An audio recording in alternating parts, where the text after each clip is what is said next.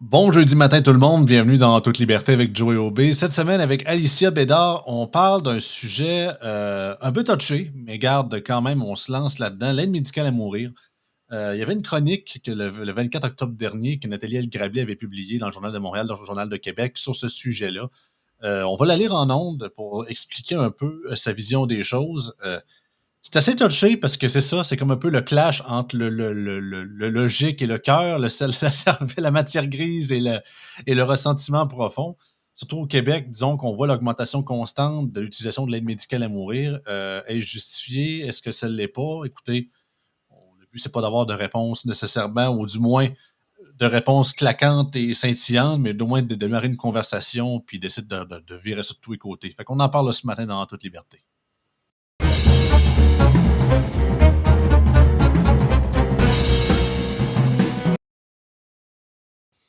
Salut Alicia. Allô, Joey. Bon Ça va? matin. Ben oui, ça va bien, toi? Oui. Écoute, je partage rapidement à l'écran, c'est ça. C'était L'aide médicale à mourir, un symbole d'échec de Nathalie Elgrabli, publié dans le Journal de Montréal le 24 octobre dernier. Avant de te lancer, je vais le lire rapidement. C'est pas une chronique qui est très, très longue pour le bénéfice des auditeurs, pour nous mettre un peu en amuse-gueule pour le sujet. Donc, ça va comme suit. Selon un récent sondage, les Québécois atteints d'un cancer doivent attendre en moyenne 5 mois avant d'obtenir leur premier traitement. Simultanément, on apprend que le Québec est le champion mondial de l'aide médicale à mourir. Cette année, environ 6 000 personnes iront recours. En 10 ans, c'est une hausse d'environ 9 424 et le temps d'attente pour obtenir une injection létale n'est que de 32 jours. Par contre, voir un médecin spécialiste, c'est 3 ans. Mais on voit qu'on a les priorités aux bonnes places. Pour certains experts, cette réalité épouse les valeurs québécoises et reflète un désir d'autonomie. L'aide médicale à mourir serait donc le moyen d'offrir aux citoyens l'ultime liberté, celle de choisir le moment de leur départ. Cette lecture de l'aide médicale à mourir est certainement flatteuse. Elle contribue même à glorifier le fait qu'un malade décide de mettre fin à ses jours. Pourtant, il n'y a pas à célébrer.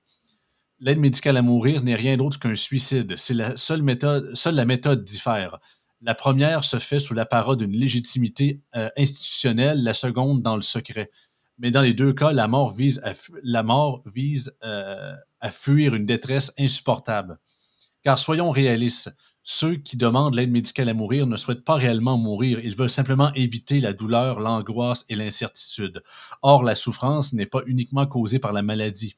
Elle est largement nourrie par l'état catastrophique de notre système de santé, un système défaillant où la bureaucratie et le manque de soins en temps opportun amplifient l'angoisse des malades. Le succès de l'aide médicale à mourir n'est donc pas le signe d'une société progressiste ou humaniste, mais bien le reflet d'un système de santé déshumanisé qui a failli à sa tâche, un système qui a fait de la mort un échappatoire. Une échappatoire. Ne nous laissons pas berner par la glorification de l'aide médicale à mourir.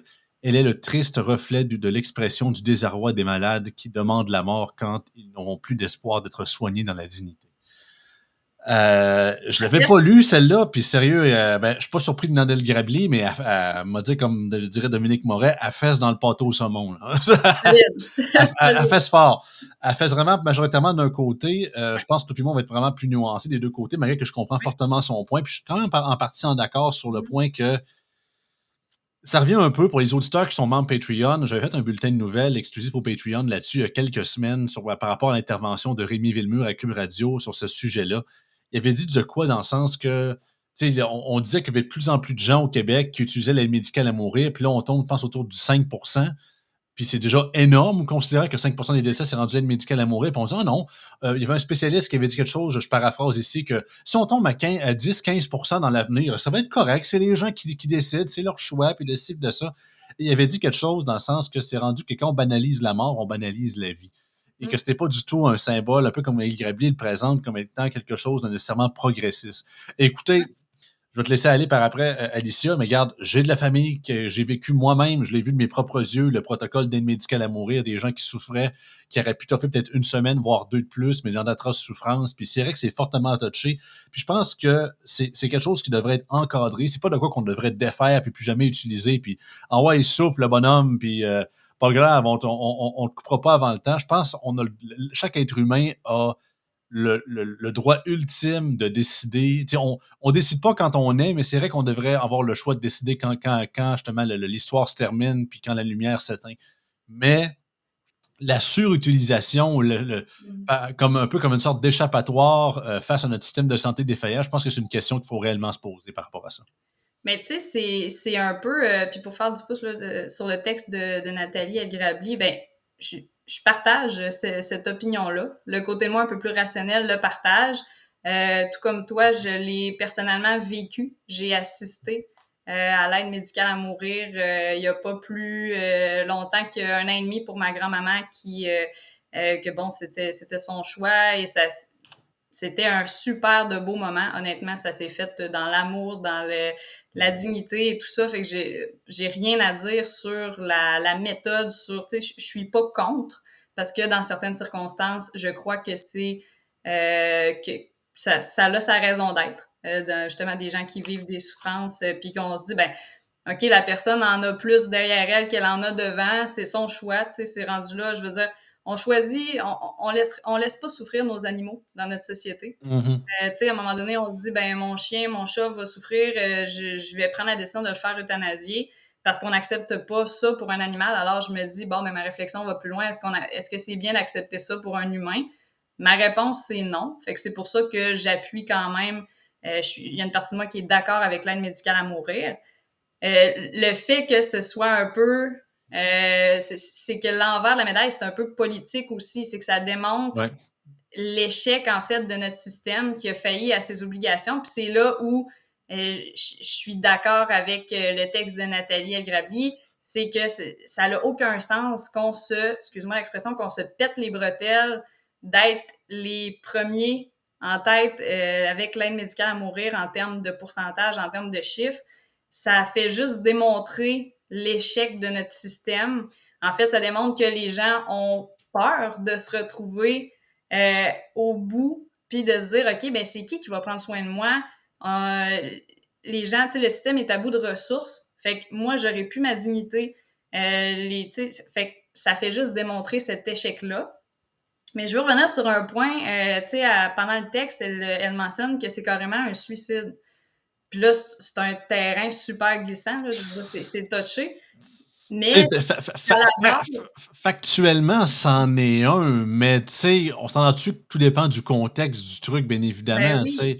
c'est qu'à la Et base, de manière dans la religion, en fait, le suicide est un acte condamné parce ah oui, que c'est un péché mortel. Ben c'est un oui, péché, tu sais, ta vie, c'est pas toi qui en décide, c'est remis entre les mains de Dieu, fait que tu peux pas décider quand c'est terminé, c'est puis les ça, c'est Dieu souffrances qui que ça décide. arrive, ben, c'est ça.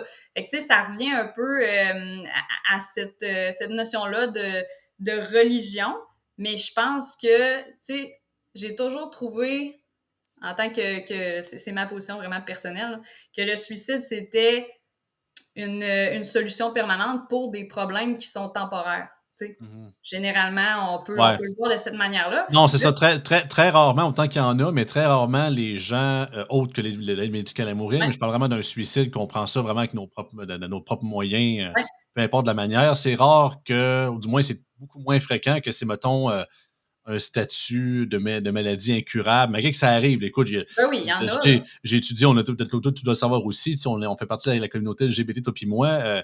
Il y en a eu des cas de suicide de jeunes gays à la seconde qui ont appris qu'ils étaient séropositifs pour le sida, tu sais, que il y en a que c'était dévastateur. Fait que ça peut être, bien évidemment, un des facteurs, mais il y en a qui c'est justement souvent une peine d'amour, des Mhm. problèmes financiers, C'est c'est souvent ça. un accident qui nous rend quasiment paraplégique. Il peut y avoir 36 000 raisons, des gros cas de dépression, abus de drogue, d'alcool et autres, le Que crime tu veux pas le organisé. bout, là, tu sais. C'est ça, là, il y a plein de raisons. C'est une parmi tant d'autres. Puis alors que, tu sais, bon, suicide au premier degré, comme on vient d'expliquer, c'est souvent ça les raisons, bien qu'il y en a d'autres. Mais là, dans un cas d'accès à l'aide médicale à mourir, ben c'est souvent justement parce que tu as des souffrances physiques ou justement, tu veux pas devenir un fardeau pour tes proches, tu veux pas, tu regardes le système, tu te dis, mais mon Dieu Seigneur, c'est qui va prendre soin de moi? Ça va pas, il y a de l'attente partout, il y a des gens qui meurent, qui perdent leur dignité, qui sont laissés dans leurs excréments pendant des jours et des jours, tu sais, je veux pas me rendre là, fait que j'ai le pouvoir de décider de mon sort. Puis dans le cas de, par exemple, des maladies neurodégénératives ou des choses comme ça, puis je vais parler d'un exemple très près de moi. On est en attente de savoir pour ma maman si justement on s'en va vers là. Donc, maladie OK. neurodégénérative. Alors, c'est sûr que c'est un sujet qui me touche parce que je me dis, ben ma mère, c'est quelqu'un qui, c'est l'image de la féminité, de la force, de, tu sais, que c'est une femme qui est fière, qui a une certaine dignité, comme tout le monde en fait. Mais je me dis, OK, mais tu sais, est-ce qu'on va peut-être en arriver là un jour? Est-ce qu'on va avoir des décisions à prendre? Puis on regarde le Québec dans lequel on vit aujourd'hui, puis on l'a, cette conversation-là en famille, puis on se dit des fois, ben ouais, tu sais, c'est à prendre en considération justement dans ce genre de maladie-là, parce que tu te dis, c'est pas un problème temporaire, c'est un problème permanent qui va juste S'empirer. s'aggraver puis s'empirer avec le temps. Fait que dans des cas comme ça, ou dans des cas d'Alzheimer, par exemple, que tu dis, OK, la personne a encore toute sa tête, est-ce qu'elle peut décider pendant qu'elle a toute sa tête de son C'est sort? ça. Et je pense que réellement, une ligne à tracer entre les gens qui sont bien évidemment condamnés Ouais, qu'ils allaient mourir quand même, mais c'est juste une question de temps, et qui décident de justement, comme mon oncle le fait, comme d'autres également, je décide de prendre l'aide médicale à mourir parce qu'anyway, tu sais, je suis condamné. c'est ça, on tire la plug Surtout plus que vite. je vais être, tu sais, c'est même pas une qualité de vie. Je vais être dans une chambre d'hôpital pendant le premier mois. Tu sais, c'est vivre au sens scientifique du terme, mais c'est pas vivre avec un grand V, on s'entend. Et C'est il y a ces gens-là, et il y a ceux, comme on le dit, qui décident de finir ça plus vite qu'il faut parce qu'ils veulent pas vivre les prochains temps, justement, dans les mouroirs qui sont devenus nos CHSLD, là. ouais, Ceux qui n'ont pas le moyen, justement, d'aller dans les résidences privées, dans les RPA, qui sont souvent de grande meilleure qualité, mais c'est plusieurs mille absolument. dollars par mois. Tu sais, puis même moi, je te dis, regarde, on ne sait pas, j'ai 30 ans.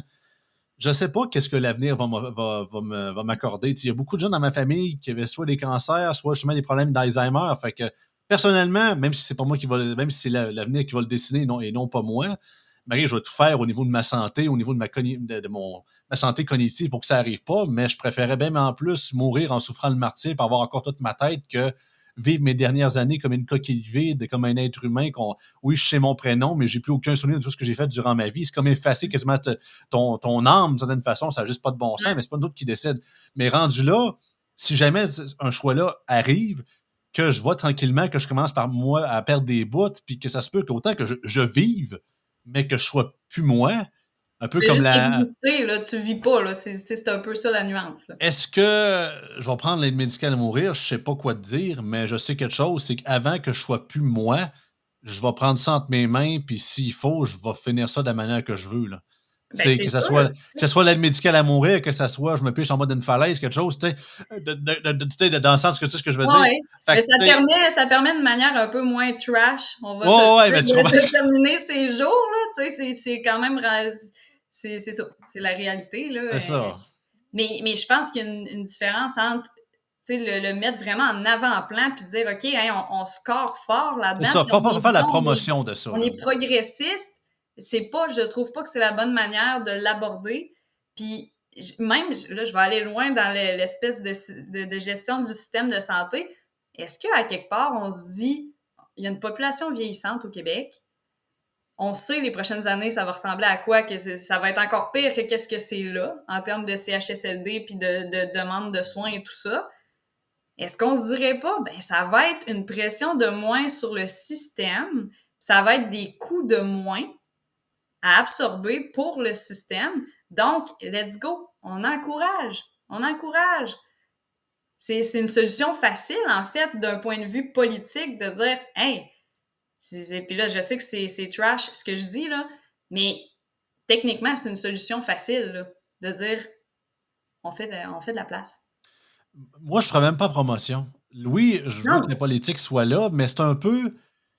Sachant je suis qu'on pas parle de d'accord la. avec ça, là, juste que ce soit clair, là, Oh, ouais, c'est pas ma position, là, mais c'est un constat de dire, OK, on dirait qu'on le met de l'avant, c'est-tu pour ça? Mais je suis loin d'être d'accord avec ça, là. c'est ça. Je pense qu'on a oublié, parce que c'est ça. C'est toutes les maudites politiques gouvernementales, même si ça touche tous les sujets, on dit qu'ils font toute la promotion de la même manière, là. C'est On parle de la mort ici, là. Je pense que, un peu comme quelque chose que le gouvernement a oublié ce que les employés des salons funéraires et les croque-morts savent depuis des décennies, des siècles, un peu d'humilité. Oui, C'est, quand on parle de la mort, c'est touché. Il faut avoir une humilité, tu sais.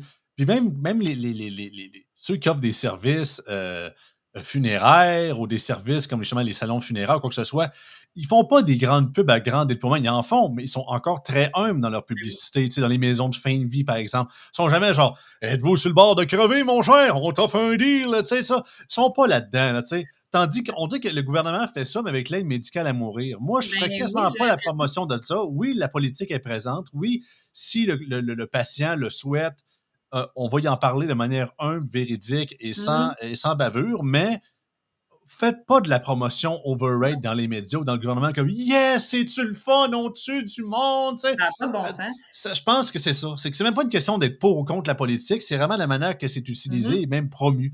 Et je Oui, pense que ça ne devrait pas nécessairement promu, elle devrait être là, mais d'avoir un minimum d'humilité derrière ça. c'est ça. C'est là, c'est une option, mais on la met pas en avant-plan, puis on l'encourage pas outre mesure, puis, tu sais, mais on dirait que notre société, on a toujours eu un peu peur de la mort, là, tu sais, comparativement Ah à oui, d'autres sociétés où la mort est célébrée, tu sais, la mort fait partie de la vie.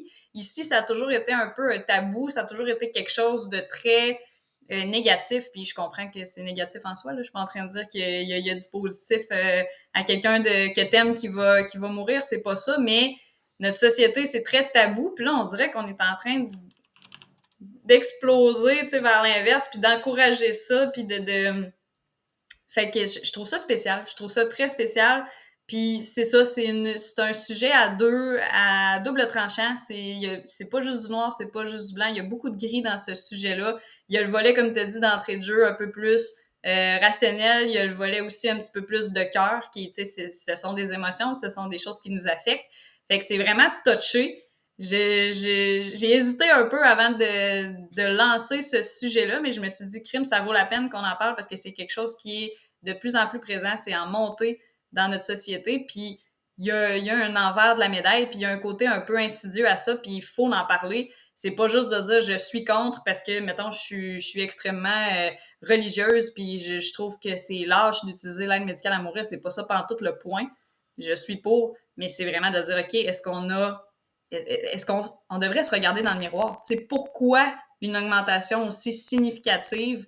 Pourquoi on est fervent de ça au Québec plus qu'ailleurs? Tu sais, il faut se la poser la question, puis je pense que de se la poser, c'est d'y répondre un peu. Fait que Absolument. Puis c'est tellement, encore là, c'est tellement un sujet touché, puis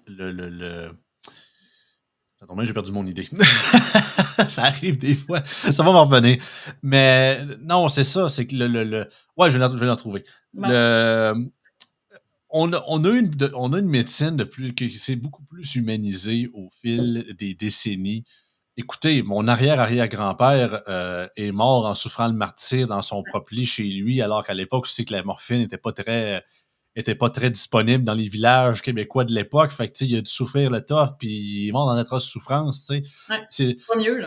non, c'est pas mieux, tu sais. Puis autant te dire, c'est plus humain. Ouais, moi qui avait hâte de partir en tabarouette, là, c'est même plus une question de vivre, là.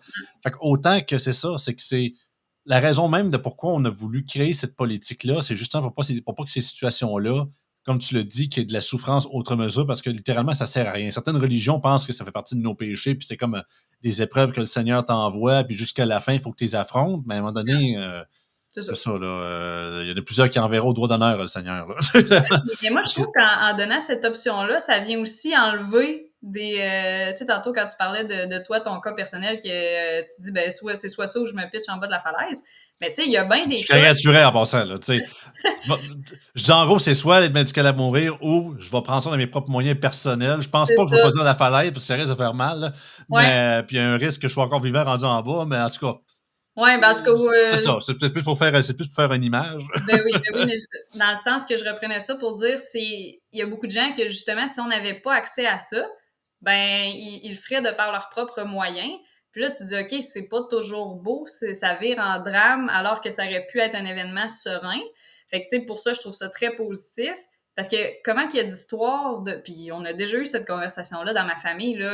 Tu sais, à un moment donné, on se dit, OK, ben si, mettons, j'ai un accident de char demain matin, puis je deviens excuse-moi le terme, légume, tu sais, puis que je suis plus apte, puis cérébralement, je ne sers plus à rien, tu sais, je suis plus moi-même, puis que j'ai besoin d'assistance tout le temps, ben, c'est comme crime, vous me mettez un oreiller d'en face, là, puis, tu sais, mais après ça, c'est pour imager, mais tu sais, c'est pour dire, OK, ta famille ou ton conjoint ou tes parents vont prendre ça en main parce que ça a été ton souhait de ton vivant, vous avez convenu que c'était ça.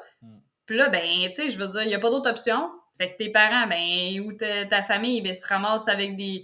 Tu sais, c'est un drame, c'est la prison, c'est ci, c'est ça, tu sais, alors que il n'y avait pas d'autre solution. Fait que, tu sais, je trouve ça intéressant pour ce volet-là parce que c'est sûr que c'est déjà arrivé des espèces de dilemmes comme ça. Tu disais, hey, mais mon Dieu Seigneur, mon enfant me demandait ça, qu'est-ce que je fais? Ben T'sais? oui, c'est touché. Et puis surtout que, tu sais, moi, j'ai mon. Malgré c'était comme. C'était pas nécessairement l'aide médicale à mourir, mais ce qu'il appelle le protocole de fin de vie, là. Tu sais, c'était Ouais, vraiment. À part la morphine, mettons, s'il y a d'autres maladies ou trucs chroniques, name it, on soigne plus, puis on laisse carrément ouais.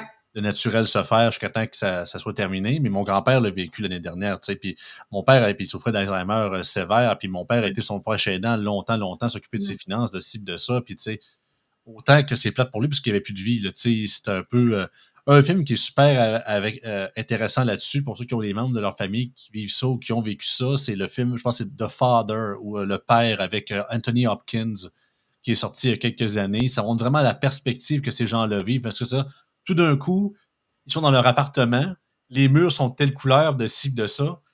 Mettons, une demi-heure après, ils se lèvent, les murs sont d'une autre couleur, il n'y a pas la même personne assise dans le salon, ils ne savent pas c'est qui. Tu sais.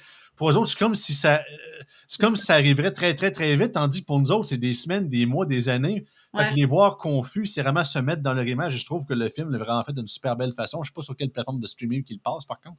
Il Ben, faudrait je que vais vous regarder, vérifiez de je ne votre l'ai pas vu, côté. fait que je vais essayer de. Mais c'est vraiment émouvant parce qu'Anthony Hopkins, c'est vraiment un très bon acteur, puis il Ouais. présente vraiment ça de ce côté-là. Et c'est vrai que c'est très tough, puis parce qu'autant que, tu sais, même mon grand-père, autant qu'il était encore lucide quand même, il était plus, tu sais, il nous reconnaissait encore, puis il nous parlait, tout ça. Mhm. Mais même lui, c'était plus une vie, là, tu sais, il Ben disait, non, il avait hâte de partir, là, tu sais. Puis s'il c'est y avait eu ça. la possibilité de le faire, parce qu'à l'époque, bien évidemment, ça va aller prochainement, mais pour les maladies cognitives, les médicaments à mourir n'étaient pas encore jusqu'à ce Ouais, niveau-là, mais il l'aurait sûrement demandé, tu sais. Fait que c'est ça. c'est touché parce que justement, c'est pas une question comme une histoire de plaie ouverte, puis ça pisse le sang, puis let's go, let's go. Tu sais, on parle de problèmes cognitifs, de problèmes cérébrales. Tu sais, c'est toujours. On peut avoir des diagnostics reliés à ça, mais encore là, c'est très touché. Puis on ne veut pas faire d'erreur non plus, que les gens décident malgré tout de vouloir rester en vie. Puis finalement, on les débranche juste parce que c'est ça. Il y en a qui sont pas, ils n'aiment pas ça les voir 2 fois par semaine. Fait que c'est ça. C'est un sujet avec 36 millions de nuances qui est souvent très touché, mais il faut s'y attarder. Puis c'est ça. C'est le même qu'on avance. Ben oui, puis t'as parlé de proches aidants tantôt, tu sais, de plus en plus, le rôle de ces gens-là va être important dans la société parce qu'il y a de moins en moins de gens pour prendre soin de la population qui est vieillissante, Il y a de puis plus en plus d'aînés. de plus en plus d'aînés, puis tu sais, justement, fait qu'à un moment donné, le rôle du proche aidant va être de plus en plus, puis je pense que on commence à sensibiliser un peu les gens, là, justement, des indemnités, puis tu sais, que les enfants ou les conjoints puissent être facilement proches aidants, puis être indemnisés, puis avoir un salaire là, pour s'occuper au final un peu plus à temps plein de leur soit de leurs parents ou de leurs conjoints, là, peu importe. Fait que, tu sais, ça va être de plus en plus fréquent dans la société. Là. Fait que, il faut s'y attarder. Faut pas que ce soit un tabou, faut en parler. Mais c'est sûr que ça vient toucher des cordes sensibles. On n'a pas toutes la même perception, on n'a pas toutes les mêmes expériences, on n'a pas toutes les mêmes valeurs. Fait que, tu sais, quelqu'un qui l'a pas vécu personnellement va sûrement peut-être plus se dire, ben, mon Dieu, ça n'a pas de bon sens, c'est fou, tu sais. Mhm. Puis quelqu'un qui l'a vécu va probablement pas se dire, c'est une mauvaise chose, là, tu sais. Fait que, c'est ça. C'est ça. Tant que l'option est là, mais c'est ça. Le choix, en fait, on en revient à ça. C'est ça. Mais l'over-publicité puis la fierté derrière, je me garderais une gêne. Ça, oui, c'est gênant. Je trouve que c'est Puis gênant. justement, un réel questionnement sur, justement, comme je l'ai dit, ceux qui, justement, le font pour je vais dire pour les bonnes raisons, dans le sens que, tu sais, ceux qui le font vraiment parce qu'ils sont condamnés no matter what, et ceux qui le font, justement, par dépit, parce qu'ils Mhm. savent que le système de santé est de la chenoute et ils ne préfèrent décider de finir ça là, alors qu'ils auraient pu faire peut-être que plusieurs années encore. Ouais. Mais le système, malgré tous les impôts, les taxes qu'ils ont payés, les services qu'ils ont rendus à la société toute T'as leur vie, rien en retour. c'est ça.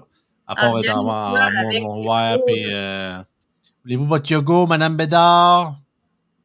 Et personnellement, Et puis, Yogo, t'es généreux, là. ouais, c'est C'est ça. un vieux griot. Yogourt nature, même pas de sirop Ah d'érable ouais, non, dedans. c'est ça. Mais tu sais, c'est triste, c'est profondément triste. Puis au lieu de se féliciter de ça, on devrait plutôt se retrousser les manches en tant que société, puis justement travailler là-dessus, puis le pourquoi on en est rendu là. Mais c'est ça. Le concept de choix est toujours au cœur, de liberté de choix, en tout cas, est toujours au cœur, moi, de mes réflexions. Puis je pense que c'est le nom du podcast. Fait Oui, que, absolument. Liberté. on en revient là-dessus. Fait que c'est la base. Voilà. Absolument. Écoute, discussion super intéressante, Alicia. Merci beaucoup. Regarde, comme vous le dites, le but, c'est pas nécessairement être 100% pour, 100% contre. On fait Non, un dialogue, tu sais, parce que c'est un sujet tellement touché que, j'allais dire, tout le monde a un peu raison de oui ou d'un bord comme de l'autre. Il y en a qui ont des oui, croyances religieuses, de ci, de ça, puis c'est du cas par cas dans bien des situations, mais je pense ouais, qu'il y a des questionnements à se poser. Et écoute, c'est plus on va en parler, plus justement on va sensibiliser les gens, puis on va les amener justement à avoir ces conversations-là. ouais. Donc, c'est ça. Puis, tu sais, je pense que tu me fais penser à quelque chose là dans le. Tu sais, c'est quand même très encadré, là, pour revenir sur Mhm. la pratique, tu l'as vécu toi aussi, là, de ce que tu me dis. Puis jusqu'à la dernière seconde, la personne peut dire hey, je change d'idée. Tu sais, c'est vraiment, là, le médecin va demander jusqu'à la dernière seconde êtes-vous toujours d'accord, là? Est-ce qu'on Ouais, procède? ouais, c'est ça. Tu sais, fait que c'est vraiment Pas quand juste, je veux y aller une fois, let's go, la seringue arrive 5 minutes après, puis on pique, là. Tu sais, c'est beaucoup plus non, que ça, là. mais moi, ça m'amène à penser justement les personnes atteintes d'Alzheimer. Ils vont faire la validation à la dernière seconde, mais ça se peut très bien que la personne qui souffre d'Alzheimer, qui est à un stade avancé, à la dernière seconde fasse ben attends un peu, là, qu'est-ce qui se passe? Non, j'ai Ah jamais ouais. demandé ça, puis je suis pas d'accord. Fait que, tu sais, encore là, c'est un autre volet, puis là, j'y ai pensé un peu en retard, là, je sais qu'on était sur la conclusion, Ah, mais c'est pas grave. c'est un autre volet à un moment donné, pour certains cas, qu'il faudrait qu'il y ait une espèce de décision finale bâton avant qu'on soit rendu trop loin dans le processus là, mettons, de cette maladie-là dégénérative. Là. Non, absolument. Puis c'est vrai que c'est très encadré. Puis, regarde, au moins, on donne plusieurs chances aux coureurs avant pour ce qui est de sa décision, là. Absolument. Tu sais, à un moment donné, on peut pas en mettre 18 parce qu'à un moment donné, faut bien que ça se Ben non, ben décide. là, Mais c'est ça. Tu sais, déjà qu'on en laisse plus qu'une, déjà, je pense que c'est déjà beaucoup mieux. Puis, justement, le fait que c'est absolument. encadré par plusieurs médecins, c'est déjà Oui, oui. très apprécié aussi. Vraiment un protocole impressionnant. Ouais. Yes. Merci beaucoup, Alicia. On se Hey, merci à revoit dans toi. 2 semaines. Bye Bye bye. bye.